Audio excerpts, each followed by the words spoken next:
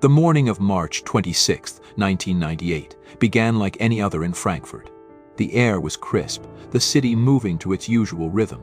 By mid-afternoon, the scene would transform into something unimaginable, a nightmare that would shake not just our team but the entire country. When the call came in, it was like any other, but the tone was unmistakable. A teacher reported that her students had stumbled upon what appeared to be a body in the Liederbach tunnel near Frankfurt Hochst station. We arrived within minutes, the dimly lit tunnel casting an oppressive shadow over the scene. The air was thick, damp, and heavy, carrying a metallic scent that turned my stomach. At the far end of the tunnel, partially obscured by the dim light filtering through the exit, lay a body. It was a boy young, no older than 15. His face, pale and almost serene, made it seem for a fleeting moment as if he were sleeping. That illusion was shattered the moment we approached. The body bore the unmistakable signs of extreme violence. His throat had been slashed so deeply that the wound extended to the spine, an act of savagery that spoke of either rage or cold calculation. Further examination revealed the horrifying truth: the boy's body had been mutilated. Parts of him were missing, taken. Around him there were faint scuff marks on the ground, signs of a struggle. Just outside the tunnel, a single shoe lay discarded, its laces frayed. It was evident that whatever had happened began there and ended here, in the grim silence of this concrete passage. The tunnel itself was haunting. Its narrow walls seemed to close in on us as we worked. Trains roared overhead, their vibrations reverberating through the structure, a reminder of the world above, oblivious to the horror below. It was here, in this place that reeked of damp earth and something far darker, that a boy's life had been taken. The identification came quickly. One of the victim's garments bore a name: Tristan Brübach. We confirmed it through school records and reached out to his family. Informing his father, Bernd, was a task I would not wish on anyone. The man, already marked by tragedy after losing his wife, now faced the unthinkable loss of his only son. His reaction was a mix of disbelief and crushing sorrow. I couldn't meet his eyes for long, knowing we had no answers, only questions. The questions haunted us as we combed the area for evidence. A bloodstain near the tunnel's entrance hinted at where the attack began, while the boy's position inside the tunnel suggested he had been dragged there. Yet, it wasn't just the act itself, it was the deliberation. The boy had been posed, laid as if asleep, his single shoe carefully placed atop him. It felt more like a message than a crime. The investigation widened. Witnesses began to come forward, piecing together Tristan's last hours. He had left school early that day, complaining of back pain. Surveillance footage showed him at a nearby store, lingering near a man whose identity remained unclear. Later, a woman walking her dog reported seeing him on a park bench, smoking a cigarette, flanked by two older men. Her description of the men was vague, but hinted that they might not be locals. From that moment, Tristan's trail disappeared until the tunnel. What disturbed us most was the precision of the act. This wasn't impulsive. The mutilations, the missing body parts, the methodical positioning, they painted a picture of someone who knew what they were doing. We theorized about the killer's motivations, their background, their possible connection to Tristan. Every detail felt like a puzzle piece that refused to fit. At the station, I pored over reports, photographs, and witness statements late into the night. The image of the boy's body haunted me. I couldn't shake the thought that this was personal. Was he chosen at random, or had the killer watched him, learned his routine, and waited for the perfect moment? And the missing body parts, what could drive someone to such an act? The questions spiraled, unanswered, as the hours stretched into days. The public outcry was immediate and fierce. Parents, already wary of letting their children walk alone, were gripped by fear. The media descended upon the case, each headline more sensational than the last. Yet amidst the noise we had little to offer. The fingerprint found at the scene and the descriptions from witnesses were all we had. Every lead, every tip that came in, we chased relentlessly, only to find ourselves back at the beginning. The tunnel remained a scene of morbid fascination. Crowds gathered near the cordoned-off area, drawn by some grim curiosity. Each passerby seemed to carry the same question: who could commit such an act? And why? As I left the site that first day, the weight of the case pressed heavily on me. The darkness of the tunnel seemed to follow, a reminder of the boy we couldn't save and the predator still out there. I made a silent promise as I drove away: we would find him. We had to. The more we delved into the details of Tristan Brübach's murder, the clearer it became. This was no ordinary crime. The brutality inflicted on him was not just an act of violence, it was a deliberate display of savagery. It was as though the killer wanted us to see their handiwork, to be horrified by it, and to understand the depth of their depravity. Tristan had not been killed in the tunnel. The evidence outside told us that much. Blood spatters and a single discarded shoe marked the initial scene of the attack near the tunnel's entrance. This was where the fight began, where the boy, despite his youth, had resisted with all the strength he could muster. The ground bore signs of a struggle: scratches, footprints, and drag marks leading into the tunnel. Inside, the picture grew even darker. The boy had been suffocated, his final breath stolen amidst a brutal assault. The deep gash across his neck, from ear to ear, was so severe it reached his spine. This was not a simple act of murder, but an execution, carried out with chilling precision. What came next was almost unimaginable. The mutilation of his body, his testicles, and parts of his thigh removed, seemed calculated, methodical, as if it served a purpose known only to the killer. These missing parts were not left at the scene, leading us to believe they were taken as trophies. The positioning of Tristan's body was the final, sinister touch.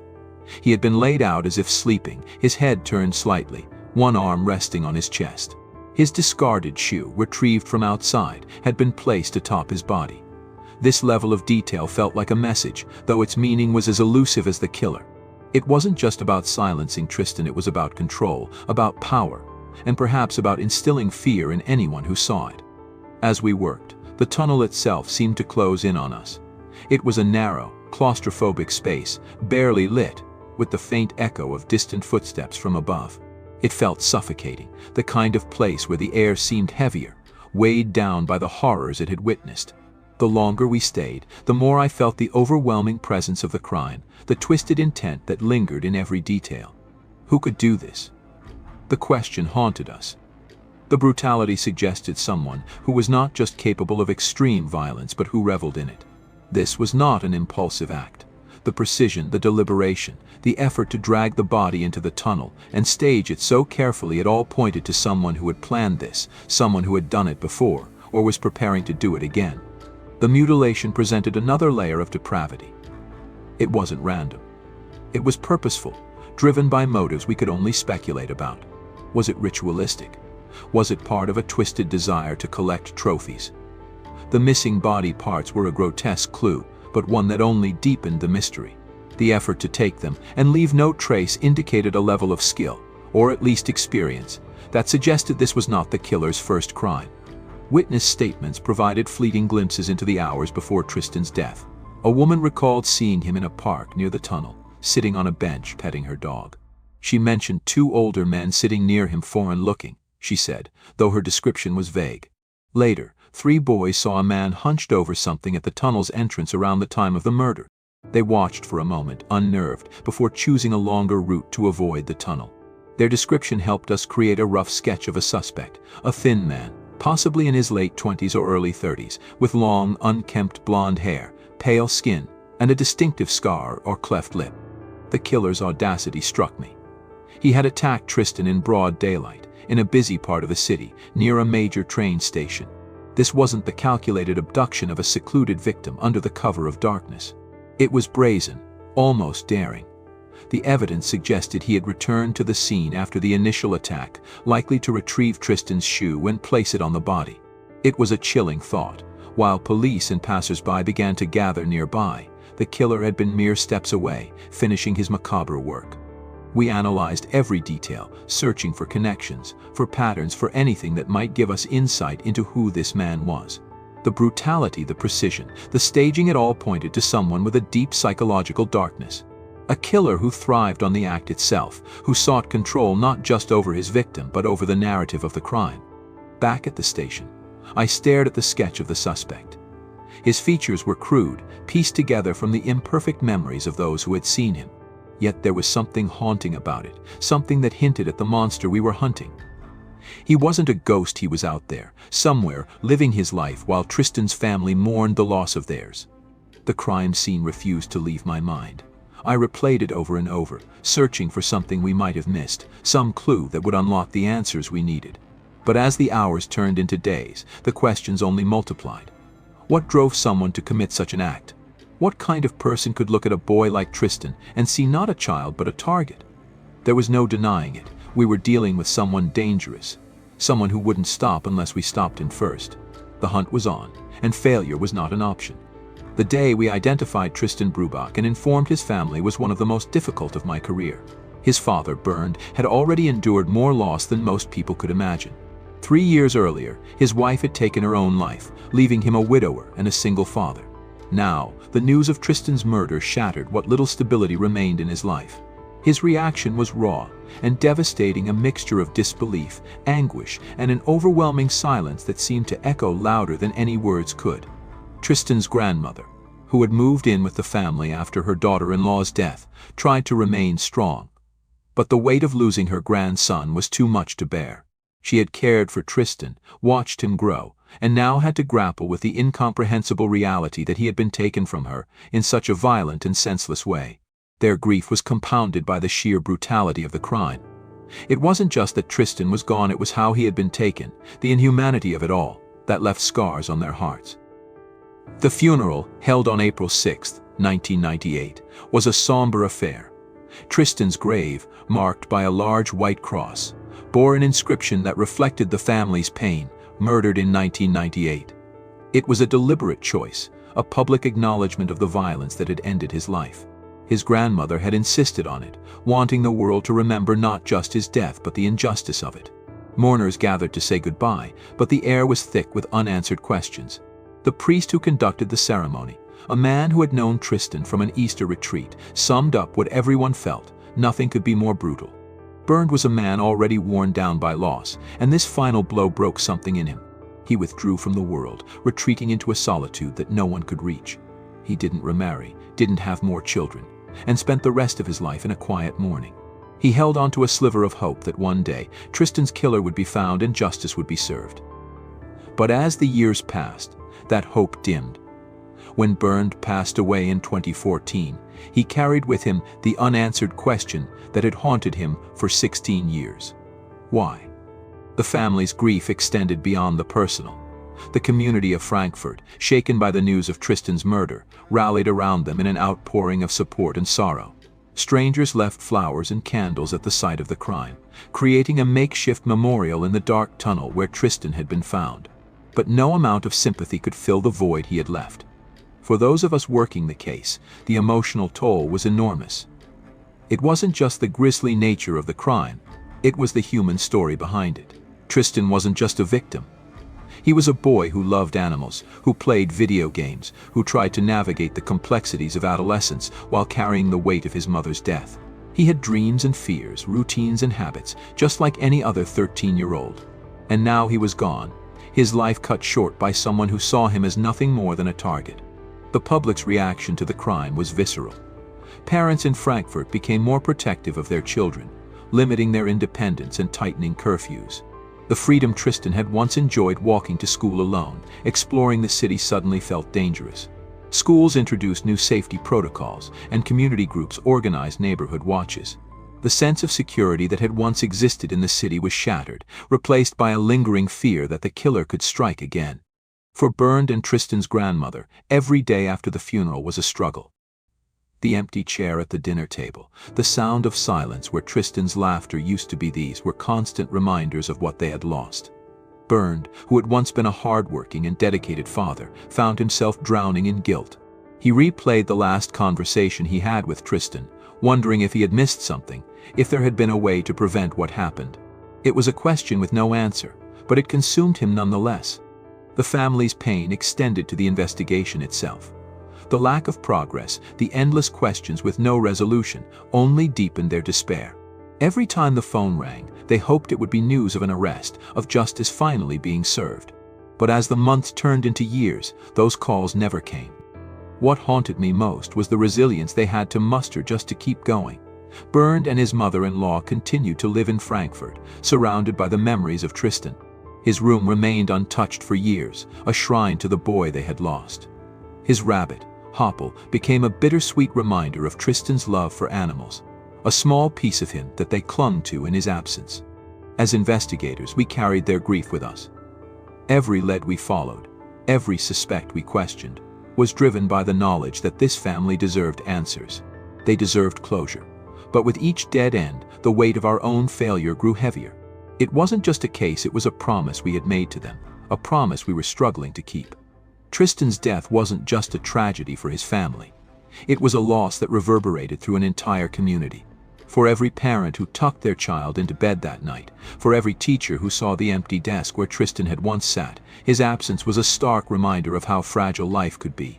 And for those of us tasked with finding his killer, it was a constant, painful motivation. We owed it to him, to his family, and to everyone who had been touched by his story, to find the truth no matter how long it took.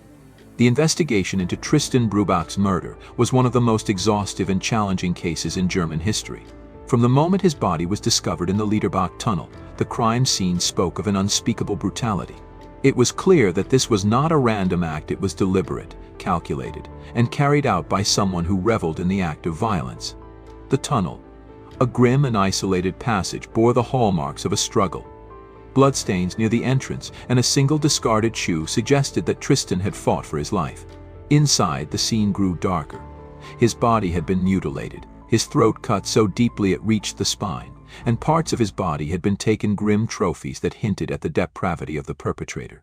The way the body was staged, lying as if in peaceful sleep with the shoe carefully placed on him, felt like a deliberate message, one meant to unsettle anyone who found him. A bloody fingerprint near the body became the most significant piece of evidence. It was preserved meticulously, offering the hope that it could one day lead us to the killer. Witness statements provided fleeting glimpses of a possible suspect, a thin man with long blonde hair, pale skin, and a cleft lip or prominent scar. Witnesses placed him near the tunnel around the time of the murder, hunched over and acting suspiciously. These accounts allowed us to create a sketch which was widely distributed across the region. The investigation was relentless. Over 10,000 fingerprints were collected from men in the area, but none matched the one found at the scene. Surveillance footage from the train station captured Tristan standing near an unidentified man, but the grainy images revealed little. Tristan's missing backpack was discovered nearly a year later in a forest miles away, containing a map of Germany printed in Czech. This led to speculation about connections to Eastern Europe, but no definitive leads emerged. In April 1998, a man called the police, claiming responsibility for the murder. He described himself as tall, with long black hair, and directed officers to meet him at the Frankfurt train station. When we arrived, the man was gone.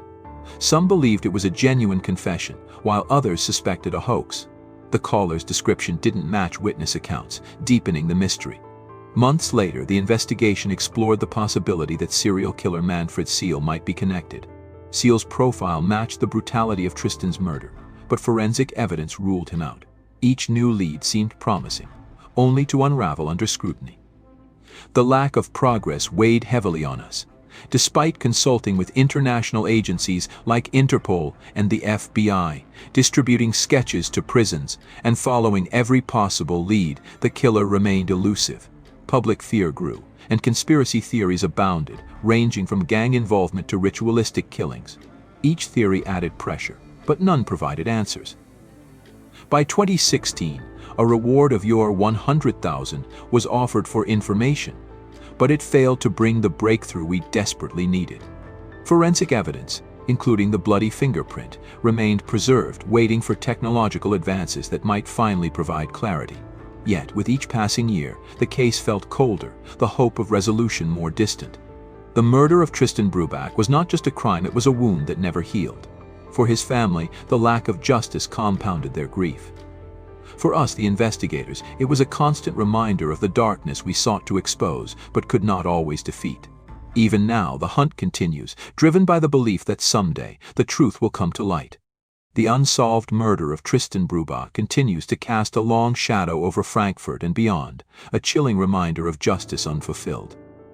More than 2 decades have passed since that fateful day in 1998, yet the questions surrounding his death remain unanswered. For his family, the weight of those questions became unbearable. Tristan's father, Bernd, carried the pain of his son's loss for the rest of his life, holding on to hope that the killer would one day be brought to justice. When he passed away in 2014, that hope died with him. For Tristan's grandmother, the grief was no less profound. She had witnessed the devastating loss of her daughter and now her grandson, both stolen from her by forces she couldn't comprehend. Tristan's grave, with its stark inscription "Murdered in 1998, stands as a symbol of the family's anguish and their call for answers. Even in death, Tristan's memory faced violation. His grave was desecrated a year after the murder, leaving his family with yet another wound. Beyond the family, the murder left a deep scar on the community. The Liederbach Tunnel, once a shortcut for locals, became a site of fear and infamy. It was eventually closed, its dark history a grim warning to those who once walked through its shadowed passage. Parents in Frankfurt grew more protective, their trust in the safety of their city shaken. The media coverage and public speculation turned Tristan's story into a symbol of vulnerability, a reminder that even ordinary days could end in unimaginable tragedy. The police, despite their tireless efforts, faced mounting criticism as the years passed without resolution. The case became a benchmark for the challenges of criminal investigations, especially those involving such heinous and meticulous acts. Advances in forensic science offered hope but have yet to deliver the breakthrough needed to identify the killer. The bloody fingerprint, the witness accounts, and the preserved evidence remain ready for the day when technology or new information can finally solve the puzzle. Over the years, countless theories emerged, each adding a layer of complexity to an already baffling case. Speculation ranged from gang involvement to ritualistic killings, but none could be substantiated. Even leads that seemed promising, such as the check map found in Tristan's backpack or the potential link to known serial killers, led to dead ends. Each failed lead deepened the frustration of investigators and the anguish of a family desperate for closure. Despite the lack of resolution, Tristan's story has become a rallying cry for the importance of never giving up in the pursuit of justice. His case has been used as a teaching tool for law enforcement, a reminder of the critical need for preserving evidence and the potential of modern technology to unlock old mysteries. The Euro 100,000 reward for information leading to an arrest remains active, a beacon for those who may hold the key to the truth. For the people of Frankfurt, the case is a haunting chapter that refuses to close. The community remembers Tristan not just as a victim, but as a boy who loved animals, who navigated life with quiet determination, and whose independence was cruelly exploited. His life and untimely death have left an indelible mark, a story that demands justice even as time continues to pass. Today, Tristan Brübach's murder stands as one of Germany's most infamous unsolved crimes, a chilling reminder of the evil that can hide in plain sight. It is a testament to the resilience of his family, the determination of investigators, and the enduring hope that one day the truth will emerge. Until that day comes, Tristan's name remains a call to action, a plea for justice, and a symbol of a fight that must never be abandoned.